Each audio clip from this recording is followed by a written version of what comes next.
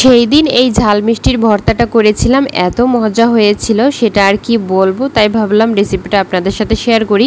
তো এখানে প্রথমে কয়েক ফালি মিষ্টি কুমড়া কেটে ধুয়ে পরিষ্কার করে নিয়েছি। হলুদ, লবণ, মরিচের গুঁড়া সব কিছু একসাথে দিয়ে একটু মাখিয়ে নিয়েছি আর সামান্য করে একটু তেলও দিয়েছি। কড়াইতে তেল গরম করে এখন এই মিষ্টি কুমড়ার ফালিগুলো দিয়ে একটু উল্টিয়ে পাল্টিয়ে ভেজে নিতে হবে, আর যাতে সিদ্ধ হয়ে যায় ঠিক সেই দিকেও খেয়াল রাখতে হবে।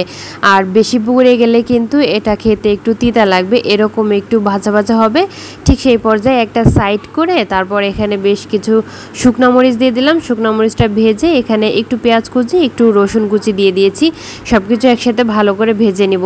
ভেজে ঠান্ডা করে নিয়েছি। তারপর এখন ভর্তা মাখানোর পালা।